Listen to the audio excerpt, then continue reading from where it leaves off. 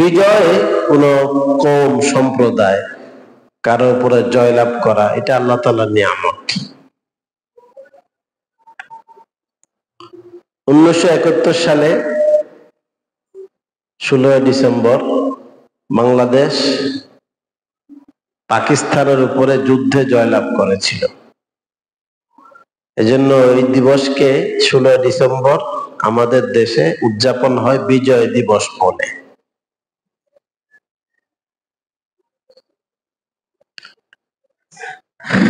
এখন প্রশ্ন দাঁড়ায়, বিজয় দিবস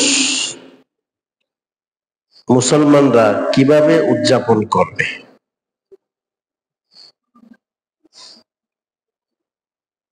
বিজয় দিবস কিভাবে পালন করবে?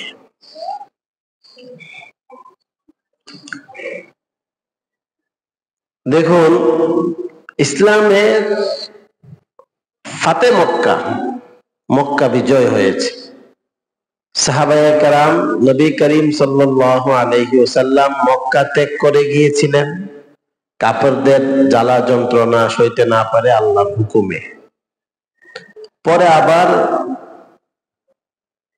মদিনা থেকে এসে মক্কা আবার বিজয় করেন।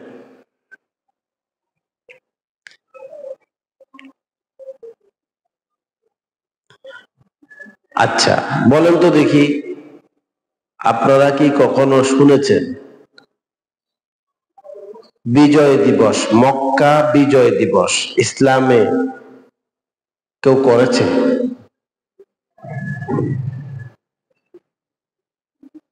ফাতে মক্কা হয়েছিল না?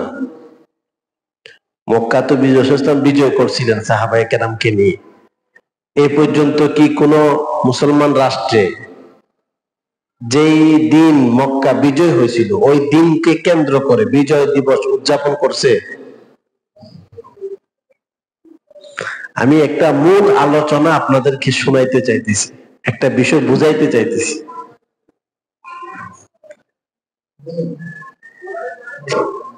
কেউ এ পর্যন্ত শুনছেন যে মক্কা বিজয় রাসূল করেছিলেন ইসলামের? তাহলে আমরা এই দিন আজকে ইসলামে পালন করব, সমস্ত মুসলমানরা এক হয়ে এই দিবস পালন করছিল কোনদিন? নামাজ তো আমরা প্রতিদিন পড়ি না? রমজানের রোজা তো সবাই রাখে, যাকাত তো সবাই দেয় যাদের উপরে ফরজ। তো ইসলামে মক্কা বিজয় করেছিলেন ইসলামের নবী মুহাম্মদুর রাসূলুল্লাহ। তাহলে যদি ইসলামে দিবস পালন থাকতো কোন একটা জিনিসকে কেন্দ্র করে, তাহলে রাসূল সাল্লাল্লাহু আলাইহি ওয়াসাল্লামের পরে সাহাবায়ে কেরাম, তাবেঈন, তবে তাবেঈন, আইম্মায়ে মুজতাহিদিন, এখনো পর্যন্ত মুসলমানের এই আমল থাকতো কিনা? থাকতো। কিন্তু মুসলমানের কোন এই আমল আছে বিজয় দিবস উদযাপন করা? নাই। কথাটা মনে রাখেন, কাজে লাগবে সামনে। বদরের যুদ্ধে মুসলমানরা জয়লাভ করছিলেন। বদরের যুদ্ধে মুসলমানরা 313 জন সাহাবী মতান্তরে 1000-এর মতো কাফের মুশরিকদের উপরে, আবু জাহেল তার দলবলের উপরে ইসলামের বিজয় আসে বদরের যুদ্ধে 17 রমজান। বলেন তো দেখি, পৃথিবীতে কখনো 17 রমজান তো রাসূলের জমানার পর থেকে এই পর্যন্ত অনেকবার গেছে, 1450 বছর চলতেছে। বলেন তো মুসলমানরা কি বদরের 17 রমজান বদর দিবস পালন করছে? এরকম আপনি অনেক কিছু দেখতে পারেন। হুনাইন, বিভিন্ন যুদ্ধে রাসূল কারীম সাল্লাল্লাহু আলাইহি ওয়াসাল্লাম জয়লাভ করেছিলেন, কিন্তু ওটাকে দিবস বলে কেন্দ্র করে কেউ পালন করেনি। ইসলামে এর দস্তুর নাই। কথা ভালো করে মনে রাখতে হবে, বুঝতে হবে। তাহলে বিজয় দিবস যেটাকে উদযাপন করা, প্রতি বছর আসলে এই দিনে আমাদেরকে বিজয় দিবস উদযাপন করতে হবে, এটা রাসূলুল্লাহ সাল্লাল্লাহু আলাইহি ইসলামের সুন্নত বা তরিকা বলা যাবে? যাবে না।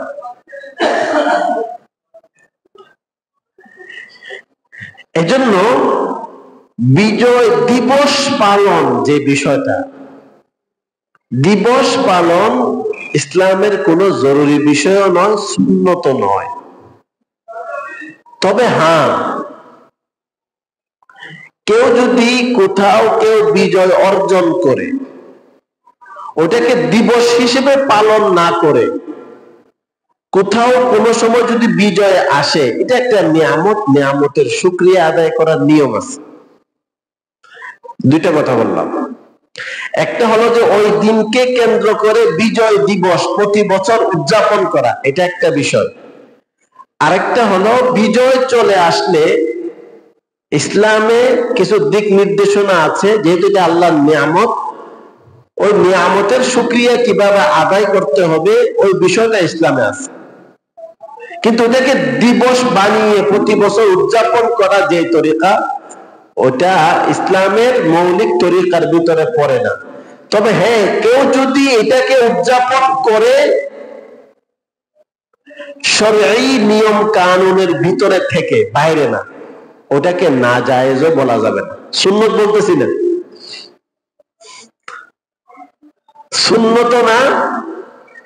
আবার ইসলামের গণ্ডির ভিতরে থেকে যদি এটাকে কেউ স্মরণ করে ওটাকে না জায়েজও বলা যাবে না। বেশি থেকে বেশি কি জায়েজ। মনে করো 16 ডিসেম্বর আসলো আমাদের, এবার আমরা কি করলাম? শুকরিয়া আদায় করলাম, যা আল্লাহ তাআলা আমাদেরকে নিয়ামত দিচ্ছেন। আলহামদুলিল্লাহ পড়লাম, আস্তাগফিরুল্লাহ পড়লাম, সুবহানাল্লাহ পড়লাম, পড়া যাইতে পারে। আলহামদুলিল্লাহ সুবহানাল্লাহ আলহামদুলিল্লাহ শুধু এই দিবস আসলেই যে পড়া ইসলামের নিয়ম নীতি শুধু এরকম না, বরং তুমি প্রতিদিন আল্লাহর কাছে ইস্তেগফার, আল্লাহর কাছে মাপ চাও, তাসবিহ তাহলিল করো। এটা প্রতিদিনের জন্য কথা। তো এই দিনে নিষেধ হবে কেন? এই দিনও কিন্তু এটাকে দিবস বানিয়ে উদযাপন করা, এরকম কোন দিবস রাসূলের জামানা থেকে এ পর্যন্ত নাই। এজন্য ওইটাকে বেশি থেকে বেশি শরঈ হুদুদ সীমারেখার ভিতরে থাকলে জায়েজ বলা যেতে পারে, অন্য কিছু না, ফজিলতের কোনো বিষয় না। এই বিষয়টা আগে আপনাদের মাথায় ঢুকা। আবার কেউ বাড়াবাড়ি করে বিজয় দিবস পালন করাকে শিরিক বলে। এই বাড়াবাড়ি হয়ে গেছে, আন্তাজি একটা শিরিক বলে দিলে হইলো, আন্তাজিতে একটা কথা বলে দিলে হইলো না শিরিক বলে। তাহলে বিজয় দিবস পালন করা বেশি থেকে বেশি শরীয়তের নিয়মের গণ্ডির ভিতরে থেকে, এটা কেন বলতেছি বারবার? এখন আমাদের দেশে যে বিজয় দিবস পালন করে কেউ আছে, ওগুলাকে কি ফুটা বলে? আতশবাজি, ওগুলা ফুটায়। তো আতশবাজি ফুটানো কি ইসলামে জায়েজ বলে? আপনি আগুন ধরাইতেছেন, মানুষের ক্ষতি হবে। ঢোল তবলা বাজায়, নারী পুরুষ একত্রে মিলে মিশে গান বাদ্য বাজনা করে, এগুলা কি জায়েজ? এগুলাকে কেন্দ্র করে যে বিজয় দিবস উদযাপন হবে, এগুলা কি জায়েজ হবে? এজন্য বারবার এই কথাটা বলতেছি, শরীয়তের সীমারেখার ভিতরে থেকে যদি কেউ, যারা চলে গেছে তাদের জন্য দোয়া দুরূদ পড়ে, ওটাকে না জায়েজ বলা যাবে না। তবে সুন্নত বলবেন বা ইসলামের তরিকা বলবেন, সম্ভব হচ্ছে না এটা বলা। তাহলে বিজয় দিবস, বিজয় দিবস বলে কোন জিনিস উদযাপন করা ইসলামে এটা তরিকা না। এটা হচ্ছে মূল কায়দা। এজন্য দেখবেন ইসলামের যত বিজয় আসছে ওটাকে দিবস হিসেবে কেউ পালন করে না। 1400 বছর চলে গেছে, ফাতে মক্কা বিজয় দিবস, মক্কা বিজয় দিবস পালন করছে, ইসলামে এখনো আছে। তবে হ্যাঁ, এগুলোর আলোচনা হাদিসে কুরআনে আছে, ওটা থাকা দরকার, মানুষ ইতিহাস জানা দরকার। তো আমাদের দেশে বিজয় দিবস ওটাকে প্রতি বছর উদযাপন করতে হবে এটা জরুরি না, বা এটা করার দরকারও নাই। তবে হ্যাঁ, যদি কেউ এটাকে স্মরণ করতে চায়, ইসলামের গণ্ডির ভিতরে থেকে স্মরণ করা যাবে, মানুষকে জানানো যাবে যে এই দিবসে আমাদের উপরে এই অত্যাচার হয়েছিল, এই অত্যাচার থেকে আল্লাহ আমাদেরকে নিষ্কৃতি দিয়েছেন। ফেরাউন হযরত মূসা আলাইহিস সালাতু ওয়াস সালাম এবং তার সাহাবীদের উপরে অনেক অত্যাচার করছিলেন। আল্লাহ তাআলা তা ফেরাউনের এই জালেমের জুলুম থেকে নাজাত দিয়েছিলেন। ফাসামা মূসা শুকরান লিল্লাহ, মূসা আলাইহিস সালাম শুকরিয়াতান রোজা রাখতেন তখন, যেটা আপনারা শুনেছেন। ওয়াজকুরু নি'মাতা, আল্লাহ তাআলা কোরআন শরীফে বলেছেন ওয়াজকুরু নি'মাতাল্লাতী আন'আমতু আলাইকুম, তোমরা আমার নিয়ামতকে স্মরণ করো। তো এই নিয়ামতকে স্মরণ করা যাবে, এটা হচ্ছে বিষয়।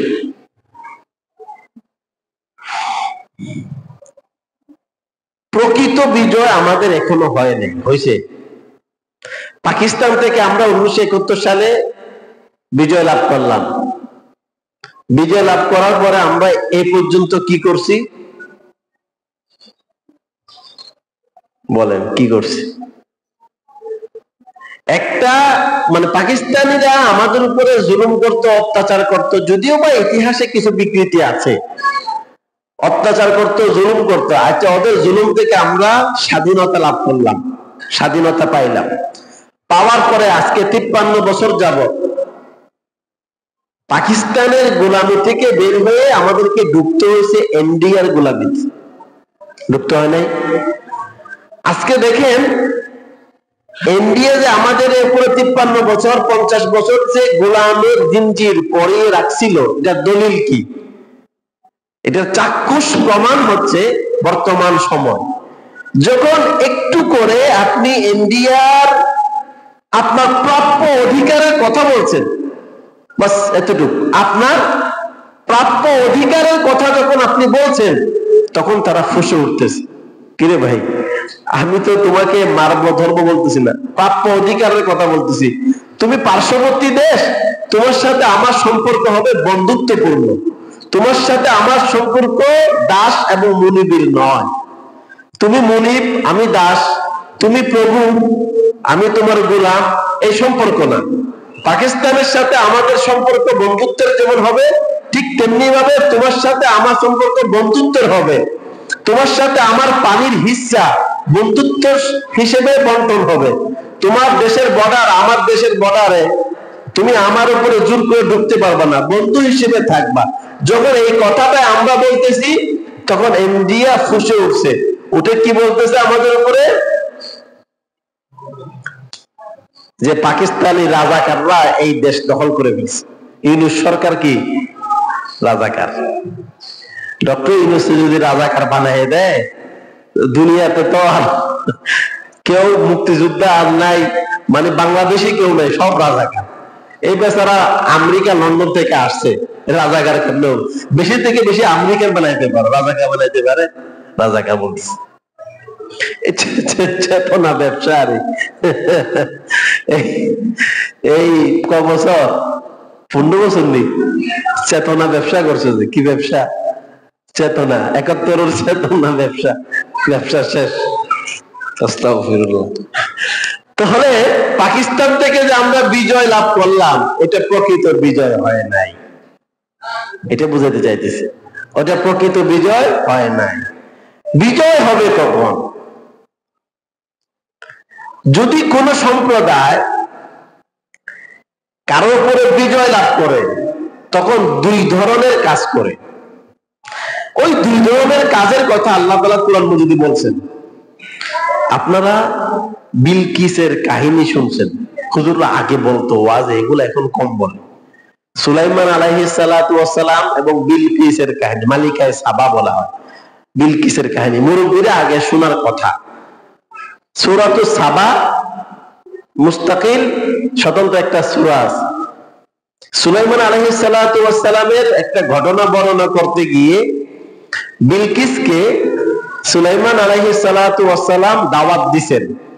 এগুলো 19 নম্বর পারার শেষের 4 পৃষ্ঠা, 5-6 পৃষ্ঠা নিয়ে এই আলোচনা আছে। তখন বিলকিস রানী, উনি একটা কথা বলছিলেন, এই কথাটা আল্লাহ কুরআন মজিদে উল্লেখ করছেন, ওটা পড়তেছে। আউযু বিল্লাহি মিনাশ শাইতানির রাজীম। বিসমিল্লাহির রহমানির রহিম।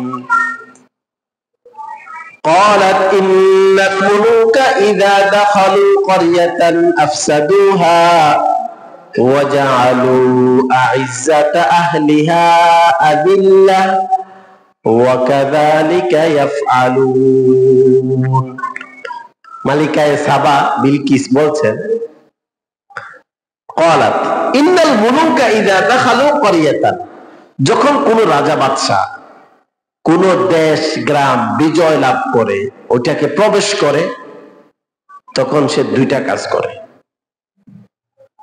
সে জালেম যখন হবে কয়টা কাজ করবে? দুইটা কাজ। ইযা দাখালু ক্বরিয়াতান আফসাদুহা, ওই দেশকে ধ্বংস করবে, জ্বালাও পোড়াও মার ধর, এই কাজগুলো করবে। এক, ওয়াজআলু আইজ্জাতা আহলিহা আযিল্লাহ, ওই দেশের সম্মানী মানুষগুলোকে লাঞ্ছিত করবে। তো মালিকায়ে সাবা বিলকিলের রাজপ্রাসাদ যদি সুলাইমান আলাইহিস সালামের দখল করে, ওয়াকাযালিকা ইয়াফআলুন, তারাই তো এরকমই করবে। মানে ঘটনার প্রেক্ষিতে মালিকায়ে সাবা বিলকিস এই কথাটা বলছিলেন, আল্লাহ এটাকে নকল করছেন।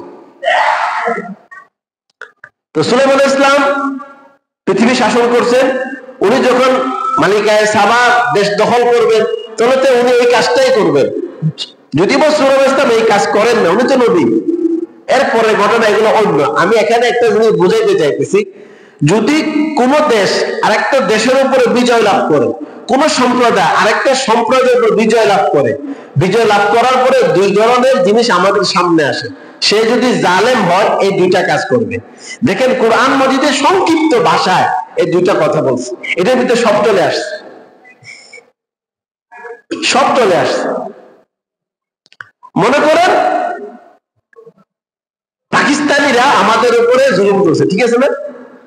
এবার বাঙালিরা জয়লাভ করছে, এবার রাজাকার বইলা বইলা বইলা বইলা বইলা বইলা 17টা বছর ফাঁসিতে ঝুলাইছে কিনা?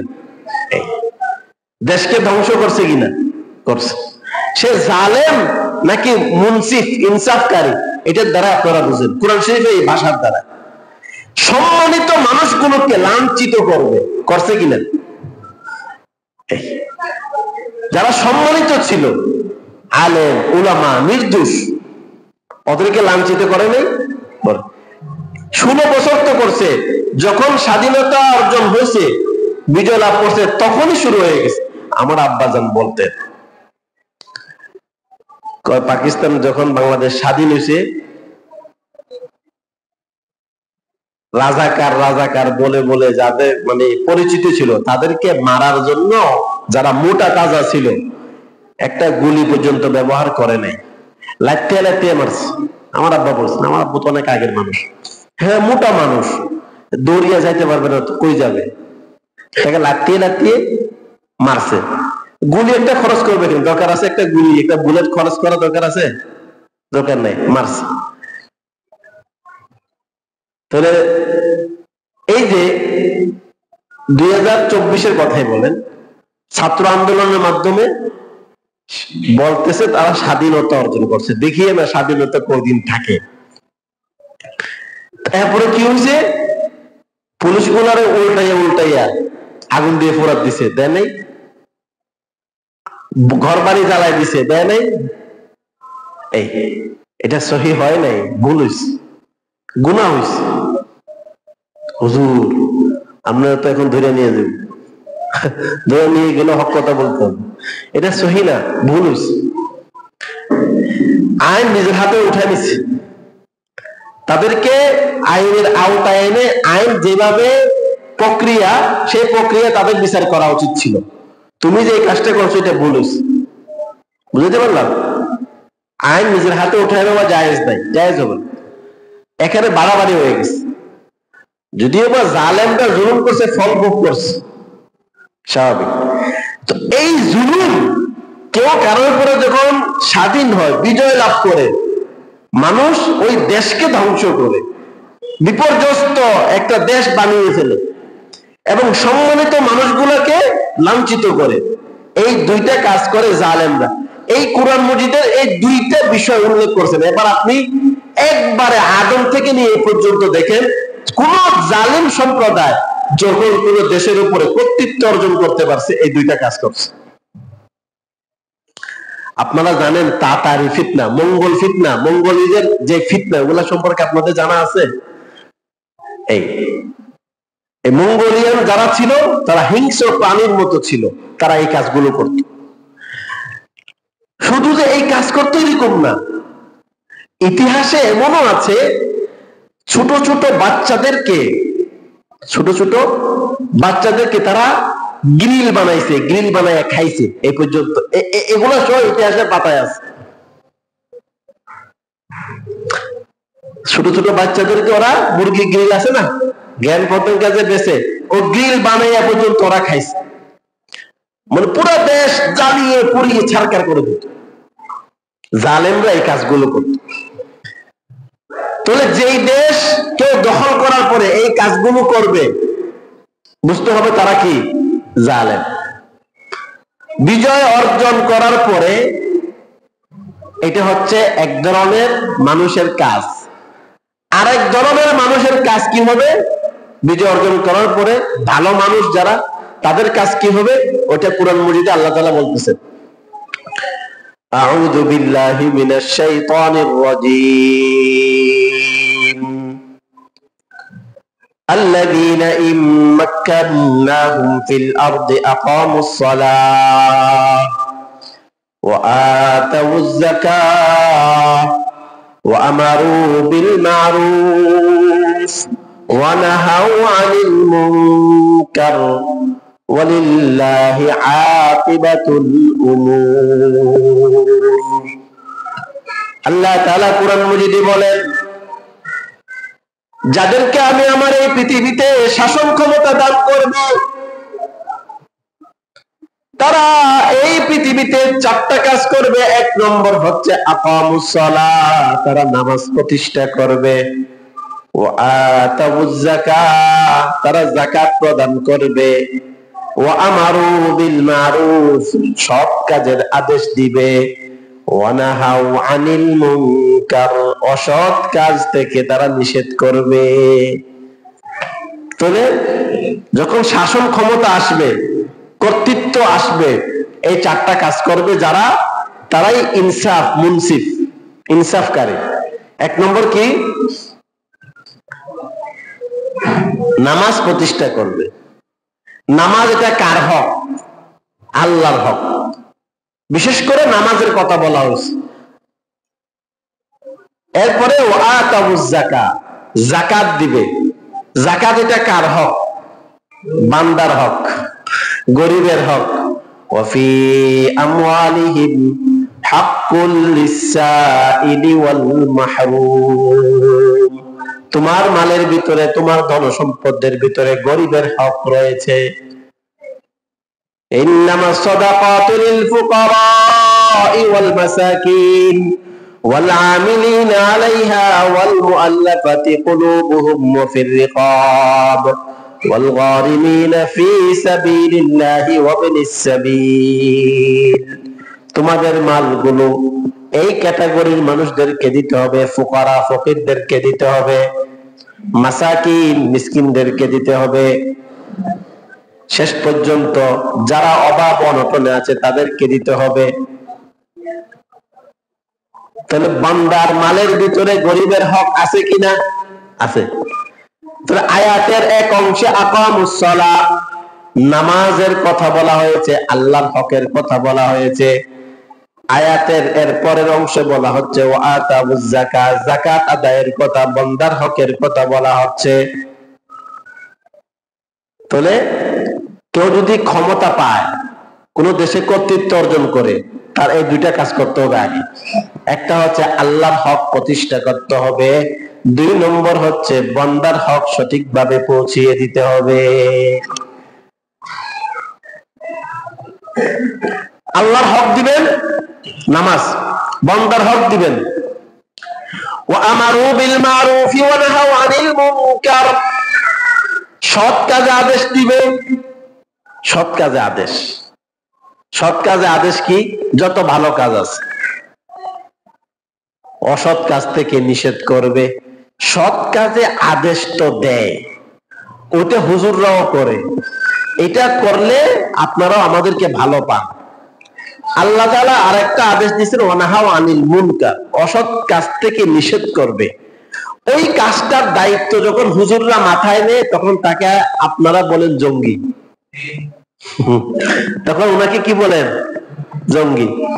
কেউ সুদ খায় অসৎ কাজ, ঘুষ খায় অসৎ কাজ, ইফটিজিং করে অসৎ কাজ, মদ পান করে অসৎ কাজ, জেনা ব্যভিচার করে অসৎ কাজ, মা বাবার খেদমত করে না অসৎ কাজ, গার্লফ্রেন্ড নিয়ে ঘোরাফেরা করে অসৎ কাজ, পরকিয়া করে অসৎ কাজ। যখন নাকি হুজুররা ঘুষের বিরুদ্ধে বলবে, সুদের বিরুদ্ধে বলবে, জুয়ার বিরুদ্ধে বলবে, যখন নাকি দুর্নীতির বিরুদ্ধে বলবে, আপনি দেশের টাকা যখন বিদেশে পাচার করবেন তখন বলবে যে দেশের টাকা বিদেশে পাচার কইরো না, বলবে যে তুমি ইন্ডিয়ার গোলামি কইরো না। যখন আপনি এই কথাগুলো বলবেন তখন আপনাকে ট্যাগ দেওয়া হবে জঙ্গি। এই আল্লাহ তাআলা বলেন তোমাকে যখন ক্ষমতা দান করা হবে 4টি কাজ করতে হবে। 1 নম্বরে নামাজ প্রতিষ্ঠা করতে হবে, আল্লাহর হক পরিপূর্ণ আদায় করতে হবে।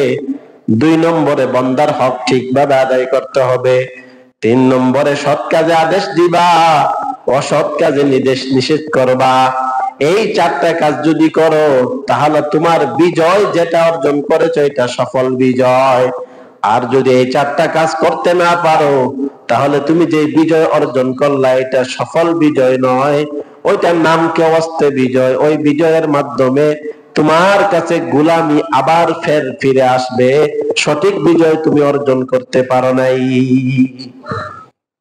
বলেন তো দেখি, পাকিস্তান থেকে আমরা যে বিজয় অর্জন করলাম এরপরে সবাই নামাজি বানাইছি, রাষ্ট্রীয়ভাবে নামাজি বানাইতে পারছি? যাকাত দিতে পারছে রাষ্ট্রীয়ভাবে এই পর্যন্ত? পারছে? বাংলাদেশের মানুষ যদি সঠিকভাবে যাকাত দেয় একজনও গরিব থাকবে না। আপনারা জানেন বাংলাদেশে এত পরিমাণে ধনাত্ম ব্যক্তি আছে আলহামদুলিল্লাহ, যদি সে সঠিকভাবে যাকাত দেয় মাল হিসাব করে একজনও গরিব থাকবে না।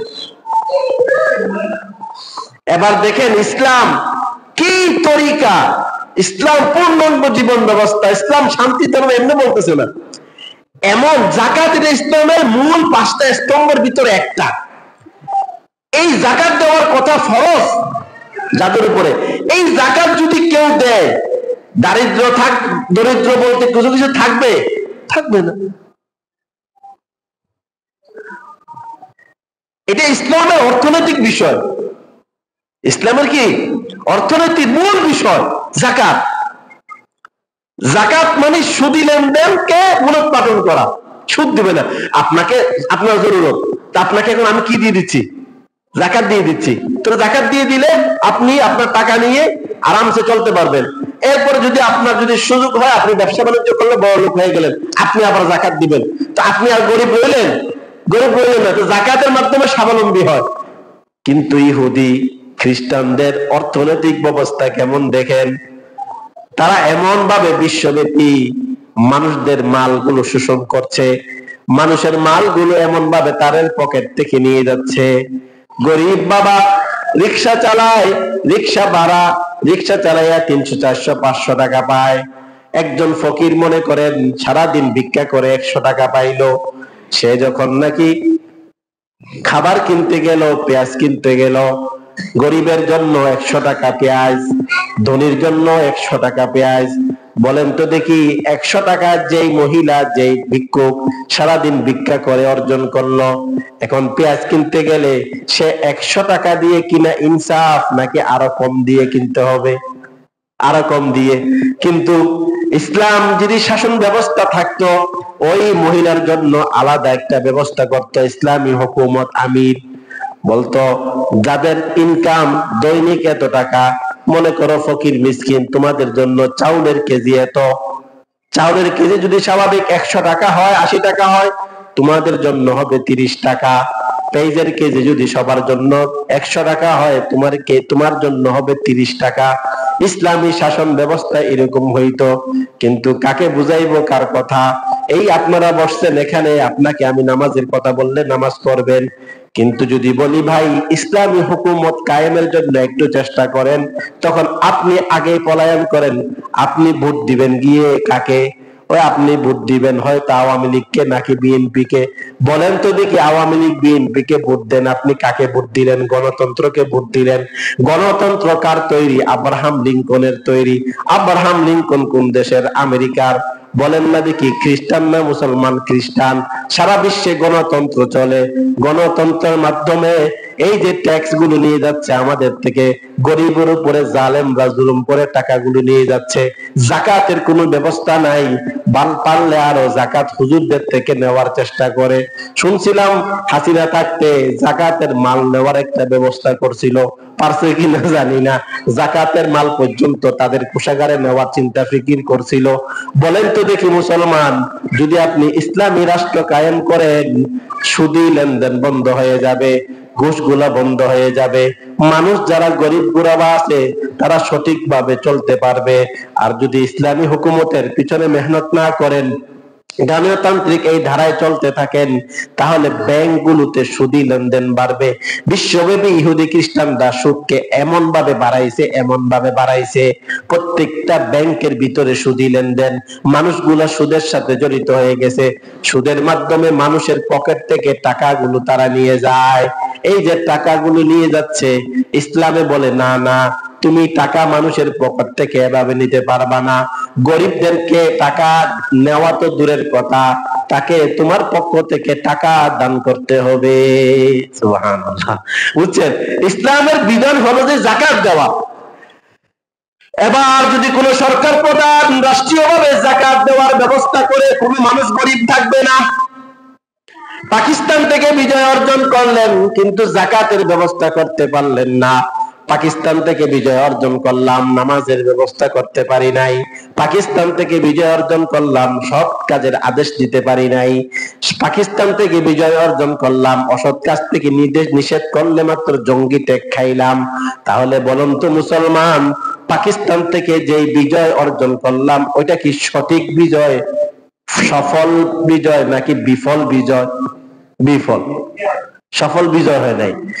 এজন্য মুসলমান, তোমাকে যদি সঠিকভাবে বিজয় অর্জন করতে হয়, ইসলামী স্টেট কায়েম করতে হবে, হুকুমতে ইসলামিয়া, ইসলামী শাসন ব্যবস্থা কায়েম করতে হবে। যতদিন পর্যন্ত আল্লাহর জমিনে আল্লাহর এই দ্বীনকে প্রতিষ্ঠা করতে না পারবেন, ততদিন পর্যন্ত বিজয় অর্জন হবে না। হুজুর দলিল হিসেবে কাকে পেশ করবেন? আপনাদের সামনে সবচেয়ে বড় দলিল আফগানিস্তান। আমাকে আর এগুলা দূরবীন দিয়ে বুঝাইতে হবে না। সারা বিশ্ব আফগানিস্তানকে সন্ত্রাসী বলছিল, বলে নাই? নারী অধিকার, নারী অধিকার বলে চিৎকার করছিল, নারীদের অধিকার হরণ করা হয়েছে, বলে নাই? আপনি দেখেন গিয়ে আফগানিস্তান যুদ্ধ বিধ্বস্ত একটা দেশ, কিন্তু কত শান্তিতে বসবাস। আমাকে যদি বিশ্বাস করেন, আমাকে যদি এই সুযোগ দেওয়া হয় যে হুজুর আপনাকে মাসে মাত্র 5,000 টাকা বেতন দিব, আপনি আফগানিস্তান চলে যান, ওয়াল্লাহি আমি চলে যাব। 5,000 টাকা বেতন দিলে হবে আমারে, আমি আফগানিস্তান চলে যাব। কেন? ইসলামী শাসন ব্যবস্থা আছে, ওখানে ইনসাফ থাকবে, ইনসাফ আছে। ঘুষ 0% চলে গেছে, সুদ তো থাকবেই না। তাদের একটা আফিম যে ব্যবসা ছিল, মাদক, আফগানিস্তান হুকুমত ইসলামে আসার আগে ওটা যে তারা lakh lakh crore crore billion billion dollar কামাইতো, ওইটা একদম বন্ধ করে দিছে। ওটা তারা হুকুমত আসার পরে বন্ধ করে দিছে। বিজয়, বিজয়, বিজয়ের মূল বিজয় কি? আমরা মূল বিজয় থেকে দূরে সরে গেছি। আমরা এই তন্ত্র মন্ত্র গণতন্ত্র যেগুলো আছে এগুলাকে আমরা বিজয় মনে করতেছি। এগুলোর মাধ্যমে কোনোদিন ইনসাফ কায়েম হবে না, পারবেন না। যেই অর্থনীতিতে সুদ ব্যবস্থা পুরো বিশ্বব্যাপী, ওটার মধ্যে ইনসাফ কেমনে কায়েম হবে বলেন তো দেখি? সুদের মাধ্যমে কি ইনসাফ কায়েম হবে? আর ইসলামী শাসন ব্যবস্থা কি নেই? সুদ খাওয়া মানে 1 পয়সা যদি কেউ জেনে শুনে সুদ খায়, 1 পয়সা, 1 দিরহাম, 1 টাকা, সে মাস সাথে 36 বার জেনা করার গুনাহ করলো। নাউজুবিল্লাহ। এত বড় ভয়ঙ্কর কথা হাদিসে আসছে সুদের ব্যাপারে। তো যেই রাষ্ট্র ব্যবস্থা, অর্থনৈতিক ব্যবস্থা সুদ থাকবে, ওটার মাধ্যমে কেমনি ইনসাফ কায়েম হবে? ভাই কি বলতেছো আমাকে, কি বুঝাইতেছো এগুলা? এজন্য বিজয় দিবস যখন নাকি আসবে, 2 ধরনের কাজ হবে। জালেমরা দেশ ধ্বংস করবে এবং ইজ্জতি মানুষজনকে বেইজ্জত বানাবে। ইনসাফওয়ালা যখন মানুষ আসবে, 4টা কাজ করবে। তাহলে আমাদের বিজয় দিবস আসলো 16 ডিসেম্বর। এখন কি করবে? 16 ডিসেম্বরে কি করব? বিজয় আসলে, বিজয় যখন অর্জন হয় তখন কি করবে? রাষ্ট্রীয়ভাবে এই 4টা কাজ করবে। সাধারণভাবে মানুষগুলো কি কাজ করবে এ সম্পর্কে সূরাতুন নাসরে আলোচনা আসছে। আউযু বিল্লাহি মিনাশ শাইতানির রাজীম। বিসমিল্লাহির রহমানির রহিম। ইযা জাআ নাসরুল্লাহি ওয়াল ফাতহু, যখন আল্লাহ নুসরত, মদদ, সাহায্য এবং বিজয় আসবে। ওয়া রাআইতান নাসা ইয়াদখুলুনা ফি দীনিল্লাহি আফওয়াজা, হে নবী, যখন আপনি দেখবেন মানুষরা দলে দলে ইসলামে প্রবেশ করছে। ওয়া রাআইতান নাসা ইয়াদখুলুনা ফি দীনিল্লাহি আফওয়াজা, আপনার কাছে বিজয় অর্জন হলো, মানুষরা ইসলামে দলে দলে প্রবেশ করলো। তখন আপনি কয়টা কাজ করবেন? 3টা কাজ করবেন। ফাসাব্বিহ বিহামদি রাব্বিকা ওয়াস্তাগফিরহু, আল্লাহর বরত্ব বর্ণনা করেন, সুবহানাল্লাহ পড়েন। আল্লাহর বরত্ব বর্ণনা করবেন, বিহামদি রাব্বিকা, আল্লাহর প্রশংসা করবেন, আলহামদুলিল্লাহ পড়বেন, ওয়াস্তাগফিরহু, আপনার বিজয় অর্জন করতে গিয়ে যে ভুল ভ্রান্তিগুলো হয়ে গেছে, ছোটখাটো ভুল ভ্রান্তিগুলো হয়, জুলুম হয়ে যায়, এজন্য আল্লাহর কাছে ক্ষমা চান। বাংলাদেশের মানুষ, যদি তুমি বিজয় অর্জন করেছো এই কথা মনে রাখো, এই কথা তোমার দিলে আসে, তাহলে তোমাকে এই 3টা কাজ করতে হবে। বিজয় দিবস আসলে র্যালি নিয়ে বের হয়ে গেলা, ফুলের তোলা নিয়ে বের হয়ে গেলা, স্মৃতিসৌধের সামনে গিয়ে কিছুক্ষণ নীরব থাকে। নীরব কেন থাকে? কিছু পারে না। নীরব থাকে কেন? কবরের সামনে গিয়ে যদি কেউ নীরবে বৈরকম থাকে, কি কিছু পারে না, এই জন্য তো সালাম একটা দিবে, দিয়ে দাঁড়ায় রয়েছে। কি রে ভাই, দাঁড়ায় রয়েছে সূরা ফাতিহা 3 বার পড়ো, সূরা ইখলাস 3 বার পড়ো।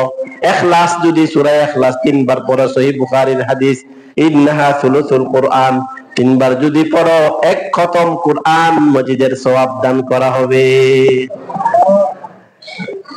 এখন তুমি বিজয় দিবস যখন করতেছে কেমনে?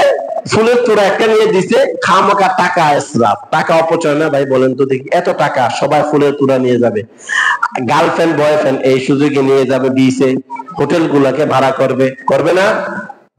তো বিজয় দিবস মানে জেনার বাজার খোলা নাকি? বিজয় দিবস মানে জেনার বাজার খোলা, আসো একটু বিজয় দিবস উদযাপন করি, এই সমস্ত কাজ কি বিজয় দিবস? তোমার যদি মনে হয় যে তোমার বিজয় আসছে, তুমি কামিয়াব হইছো, তাহলে 3টা কাজ করতে হবে। রাষ্ট্রীয় ভাবে 4টা কাজ, এমনি আম ভাবে কয়টা কাজ? 3টা কাজ। এগুলো যদি করতে পারেন, তাহলে যদি বলেন যে ইসলামে বিজয় দিবস পালন আছে, যদি আপনারা বলেন, তাহলে এগুলা কইরেন, আর না হলে এরকম দিবস পালনের দরকার নাই। বুঝতে পারলাম? শেষ, সময় শেষ হয়ে গেছে। এগুলা কথা শুরু হইতে হইতে সময় শেষ হয়ে যায়, এই জন্য তো এগুলা শেষ হয় না আলোচনা। যাই হোক, মুষ্টিময় আলোচনা করলাম, সামনে বিজয় দিবস, এই জন্য আপনার ছেলে পেলে যেগুলা যুবক ভাই যারা আছে, খবরদার গার্লফ্রেন্ড নিয়ে বের হবে, আল্লাহর রাস্তায়। এগুলা মেসেজ থেকে দেওয়া, খবরদার এই গুনাহ করবা না। আপনারা বাবারা যারা আছেন, আপনাদের ছেলে পেলের প্রতি নজর রাখবেন যাতে কোনো খারাপ কাজ না করে। আল্লাহ তাআলা আমাদের সবাইকে সঠিকভাবে ইসলাম বুঝে আমল করার তৌফিক দান করুন। সবাই বলে আমিন। ওয়া আখিরু দাওয়ানা আলহামদুলিল্লাহ।